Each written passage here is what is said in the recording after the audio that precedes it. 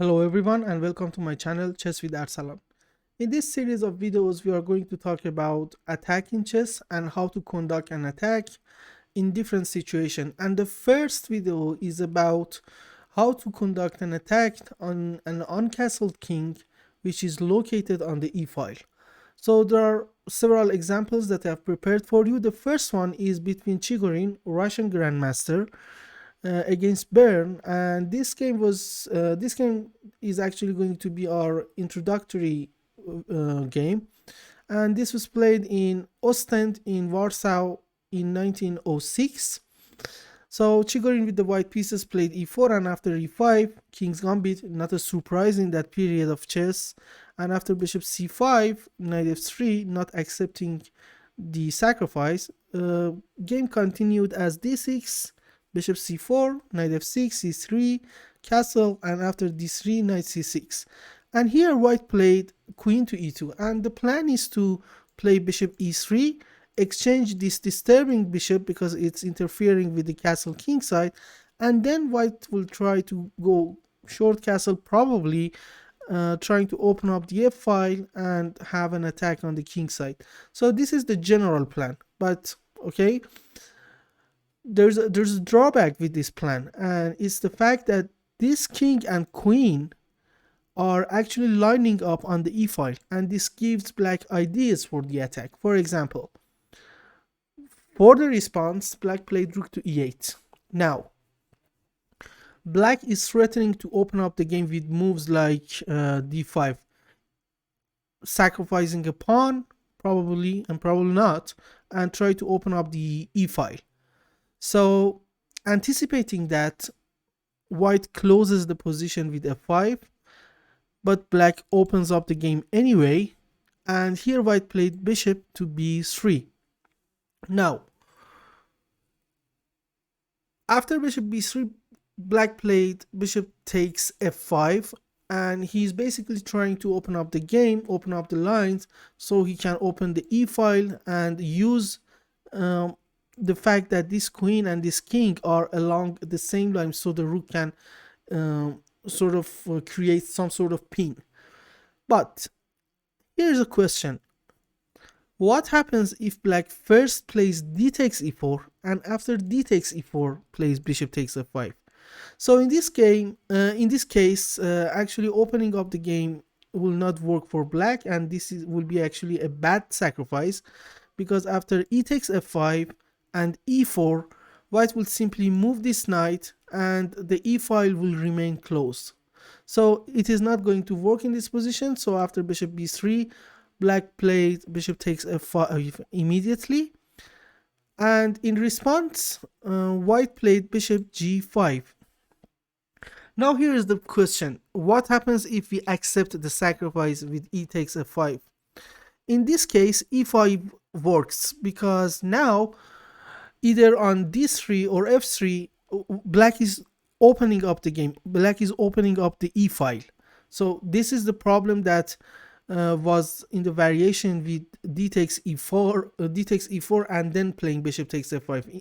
In that variation, after bishop b3, if we go back, if here black plays d takes e4, and then bishop f5, and after taking on f5, e4, there is no pawn on d3, so you cannot open up the line anyway, because after moving the knight, this pawn is actually sitting on e4 with no pawn on d3, and black cannot open up the game. But in this position, after bishop f5 and sacrificing the bishop and playing e4, because there's a pawn on d3, even if you move the knight, the e file will be opened anyway.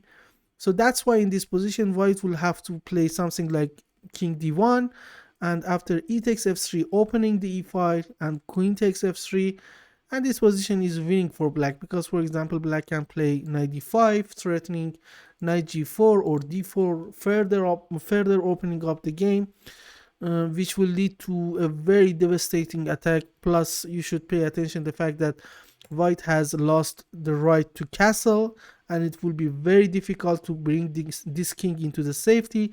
So this position is much better for black. Now Back to the game. After bishop takes f5, in this position, white played bishop g5. White did not accept sacrificing of the bishop on f5. So here black opened up the game anyway, d takes c4, and after d takes c4, bishop takes c4, and here Chigorin played queen to c4. And this move actually poses 3 threats simultaneously. Number 1 is to take on f6 and then play queen takes e4. This is threat number 1. Threat number 2 is taking on c5, and threat number 3 is to take on f7. So 3 different threats simultaneously. And Bern defended all 3 threats at the same time with queen to d5. And here the fatal mistake happened. Here Chigorin played queen b5. Very bad mistake, because it leaves the queen on b5 undefended, and after bishop f2, basically Chigorin result. And this was our introductory example of how to attack to an uncastled king on e file. So this is example number 1. Example number 2 is played between Grigory Ivanovich Ravinsky against Vasily Panov, and this was played in 1943 in Moscow semi-final, and it was played in the round 10. And we are joining the game after rook in this position, which white played rook takes d7.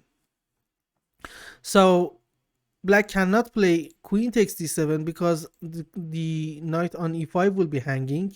So knight takes d7 is forced, and here white launches the attack. Knight takes e6, and after f takes e6, queen takes e6, and we have this position on the board.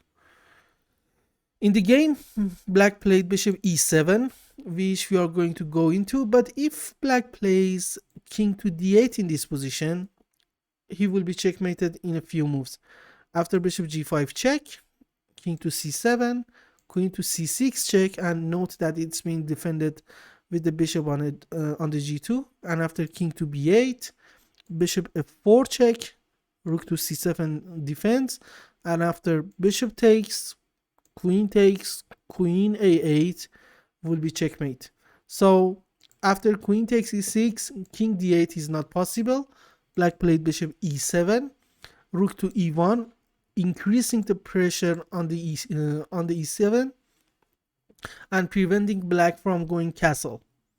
So black defended the e7, and after b4, here black played knight f8.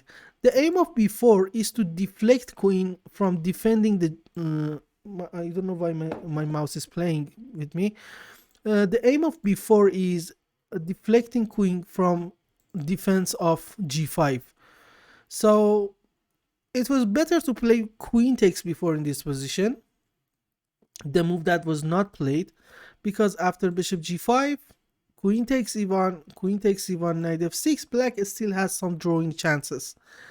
But in the game after b4, black played knight to f8, and after queen to g4, defending the b4 pawn, queen to c3, defending the g7 and attacking to rook to e1, then something interesting, I would say, happened. Here white played rook takes e7, and it's almost game over. Knight takes e7, bishop g5 check, and from now on the squares that black cannot set foot into are actually shown with the red colors. Knight d6, king to d6, queen to d1, king to c7, bishop f4 check, king to b6, queen to d6 check, queen to a7, queen to e7 check, rook to c7, and here as a response white played bishop takes c7. Bishop e3 was possible in this position, and it was a sort of quicker win, I would say. So after bishop e3, king to b8, queen d8, rook to c8, and queen b3 was checkmate. White missed this move, and after rook to c7 played bishop c7, queen to a1 check, bishop to f1, and after knight j6, queen to c5 check, king to b7, and bishop a5, and we reach this position. And in the game, rook to f8 was played. If black plays rook to c8, then after queen to b6, king to a8, queen takes a6, and this position is winning for white, because anywhere that black moves, for example b8, he will be met with bishop c7, and the queen on a8 will be lost. So after bishop a5, here black played rook to f8,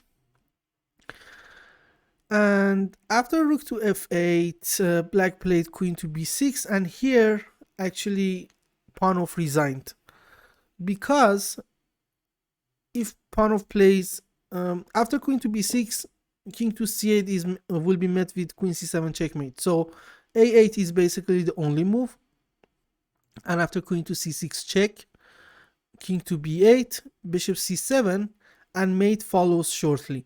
On c8, bishop b6, then check on c7, and check on a8 will be checkmated. And on a8, a8 is not possible actually. It will be checkmate in few moves. So these are our two introductory examples of how you can attack in chess, and specifically on a king which is not castle and is on e file. So see you in the next video. Goodbye.